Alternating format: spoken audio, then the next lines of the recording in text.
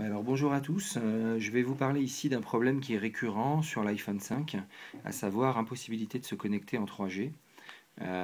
Soch est au courant du problème et renvoie vers, après avoir fait des recherches, dit que son réseau est indéniablement bien configuré et nous renvoie vers Apple.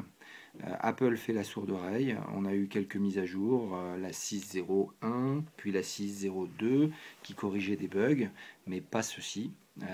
Donc moi ça m'exaspère. Donc là vous voyez sur cette carte qui est antennemobile.fr, vous voyez que je me trouve au CESI, au club Pelambra, que je suis à une cinquantaine ou une centaine de mètres de l'antenne orange qu'on voit ici. Le point bleu, c'est là où je me trouve.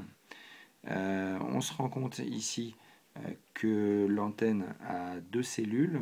Une cellule identifiée 403 229 qui propose en fait trois gammes de fréquences UMTS et une cellule 2G qui est identifiée comme la cellule 403 547 qui propose quatre types de fréquences. Donc une fois qu'on a vu qu'on était à une centaine de mètres, donc il n'y a pas de problème de réception évident quand même, et encore 100 mètres je suis gentil parce qu'on est à une cinquantaine de mètres en réalité puisqu'elle est juste à côté du club, il n'y a pas de problème de réception, donc normalement je devrais capter correctement l'UMTS et correctement la 2G, c'est-à-dire le Edge. Maintenant, on va se reporter sur l'iPhone 5. Ici, vous voyez qu'avec ma carte Nano SIM Soch, je me trouve connecté en Edge. Il m'est absolument impossible depuis 2 jours d'accéder, depuis mon arrivée donc au CESI, d'accéder à la 3G. Donc ce qu'on va faire, alors que sur mon iPhone 4S, ça fonctionne très bien. Donc ce qu'on va faire, c'est qu'on va sortir la carte de cet appareil. Alors je suis en vacances, donc j'ai pas l'outil adéquat. Donc je prends une boucle d'oreille. Je vous montre ma nanoSIM qui est la nanoSIM donnée par Soch. Alors il y a un petit moyen quand même sur les 4S. On rentre le même tiroir, on le rentre bien au fond. Et en général, ça fonctionne. Donc là, il me met aucune carte SIM insérée, mais normalement ça va fonctionner. Donc là, normalement, ça va fonctionner. Voilà, il est en recherche réseau. Il va se connecter au 3G et tout de suite le 3G apparaît. Donc on va faire une petite recherche sur internet, on va faire un speed test. Hop, speed test. Il a recherché le serveur le plus proche, qui se trouve être Bonneville. Et là on va regarder à combien. Donc on a un ping de 124. Là on monte un peu. Alors c'est le soir, on est au ski, c'est en pleine saison.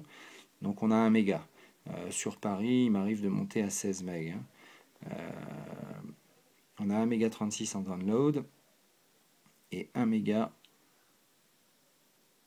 un petit peu moins, non, 1 méga 22 en upload, ce qui me conviendrait tout à fait sur mon iPhone 5 pour des vacances au ski.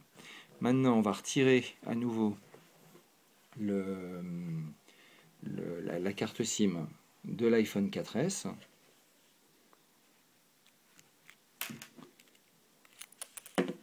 On va la réinsérer dans l'iPhone 5. On appuie sur OK.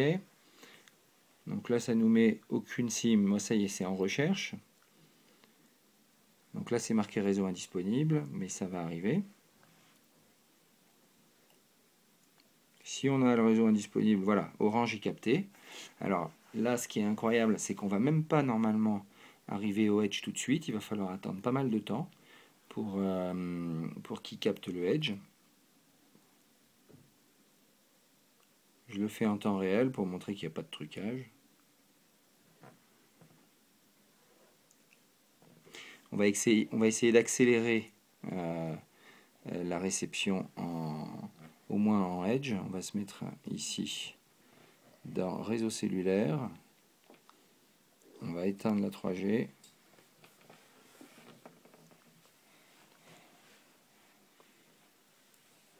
Et on va recommencer pour qu'il essaye d'accrocher au moins le Edge.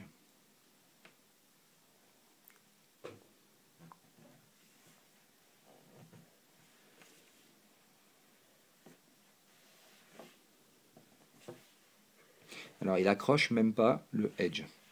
Donc c'est quand même incroyable, puisque normalement le bug porte sur la 3G, mais là on n'arrive même pas à accrocher le Edge. On regarde si ça vient du téléphone ou si ça vient du réseau qui vient de sauter. Je l'ai déjà fait plusieurs fois, donc je sais très bien que ça ne vient pas du réseau qui vient de sauter. On remet la carte dans le téléphone, dans l'iPhone 4S. On la réinsère.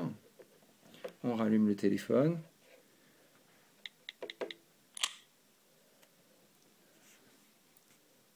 Il recherche et il est tout de suite en 3G, instantanément.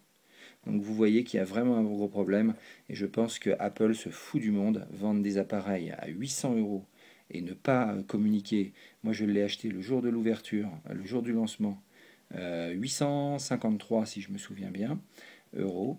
Et on est à la deuxième mise à jour et on n'a aucune information sur ce bug. Il paraît que ça n'impacte pas que les Français chez Sosh et Orange. Je vois qu'il y a beaucoup de gens qui postent sur les forums anglais sur le réseau O2 qui ont les mêmes problèmes. Donc je pense qu'il faut vraiment qu'on fasse quelque chose.